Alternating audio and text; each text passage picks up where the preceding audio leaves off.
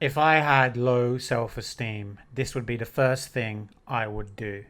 First thing I would do would be get a pen and paper and write down all of the different parts of me that have different motivations. For example, the part of me that wants to eat too much, the part of me that wants to drink alcohol, the part of me that wants to be successful. And I would write out in detail why these parts are protecting me. Then I would realize that there is a part of me, and let's just call this the self, that has no fear, that doesn't have this thing called self-esteem, this thing that we are looking for. This part doesn't need to be confident. It just is confident without anything. And you have to just trust me on this, because every single person has this part, the true self.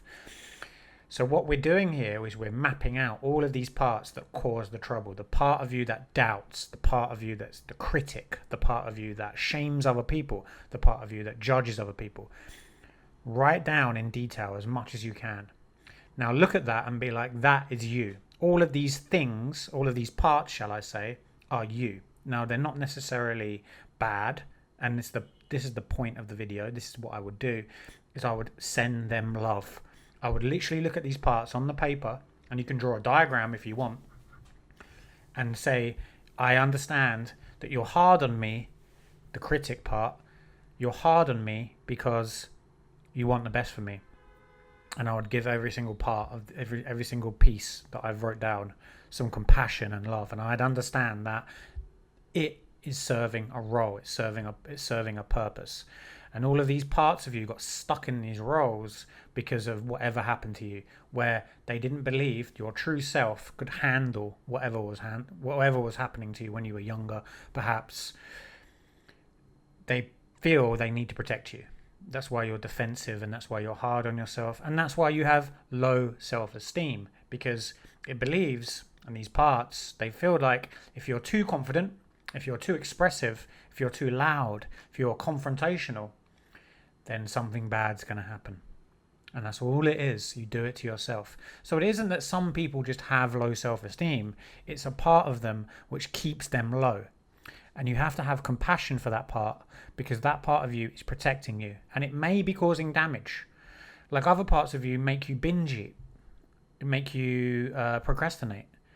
And the reason is these parts that make you procrastinate, that criticize you also, that cause you to take substances to not want to feel lonely, they're all doing it because exactly that. They don't want you to be lonely. They don't want you to be exposed. They don't want you to feel vulnerable. They want to distract you. They are protecting you. And it's the same with the low self-esteem part. The part of you that tells you that you're no good, that you can't do something, it's stuck in this, what it believes is helping you. It doesn't realize it's causing damage. And if you want a really good book on this topic, No Bad Parts by Richard Schwartz. This book has blown my mind on this. And he basically says in this book that we aren't just one mind. We have multiple minds. And if you were to say this to most people, be like, yeah, well, if you have multiple personality disorder, doesn't mean you're crazy. It's like, no, most people have this. That's completely normal. It's just that somebody with multiple personality disorder has an amnesia barrier between the personalities.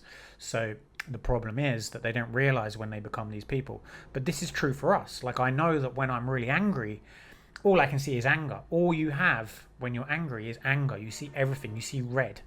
You have this red veil over everything. And it isn't that you've changed. It's just this personality has taken over. You have become the anger. You have become the part of you which is anger. And anger served the purpose. So you don't want to disown it. Same as fear. It served the purpose. So the key is to understand that this part of you served a purpose. The part of you that's real, the part of you that's authentic, the self, as Richard Schwartz calls it in No Bad Parts, the self, the authentic self, it doesn't have self-esteem. It doesn't have bad self-esteem, it doesn't have good self-esteem. It just is. It goes out, it looks everybody in the eye, it wants to connect with people, it has compassion for everybody, compassion for the self, compassion for it's like the God consciousness of you. And everybody has this. Everybody has this inside of them. And it's such a liberating, empowering model to see the world this way, because Then you can connect with people. No, not everybody's so much of a threat. You understand why people do things. You understand why you're hard on yourself as well. Then you understand why you self-sabotage. You understand why you're hard on yourself. You understand why you self-attack, because these parts were just protecting you. That's all it is. And it makes life so much easier, because then it's not so confusing. You don't think, oh, why am I just doing this to myself? Why can't I be confident? Why can't I go and do what I want to do? You realize that these parts, and the way out of it, like he says in the book, now I'm rambling a little bit here, but he says basically you have to have compassion, you have to have a conversation with these parts and say, look, what would happen if you didn't do what you're doing? If you didn't protect me, what would happen? And normally these parts will say, well, yeah, then you'd be exposed, and then you can't handle it. You can't handle being alone. You have to be distracted. You have to do the drugs or drink alcohol. You can't just be alone. You can't be exposed. So these parts are all locked in these roles and these jobs where they believe they have to protect you. And as out there as this sounds, I know it sounds mean now. If you're still here, well done. You're kind of getting it.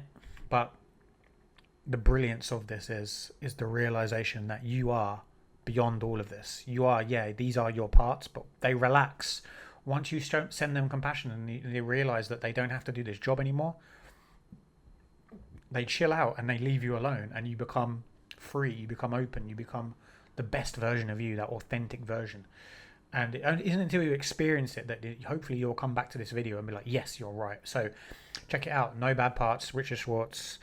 You don't have bad self-esteem. There's just a part of you which makes life harder for you because it wants to protect you.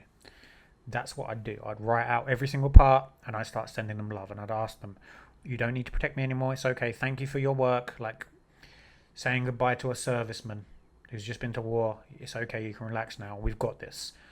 I'm an adult now. I've got this. You don't have to protect me. And then you'll suddenly have this rush of energy to just go and be able to look people in the eye and do what you want to do. There's nothing too bad. You'll handle it. You know that you'll handle it. That true self knows deep down that it will handle it. Anyway, hope that helps. If you like this video, comment, like, obviously subscribe, and comment below if there's anything that you want to ask. But I hope that you enjoyed the book. I think it's maybe one of the best books I've ever read on this topic. It's just insanely helpful. Anyway, that's it. Goodbye.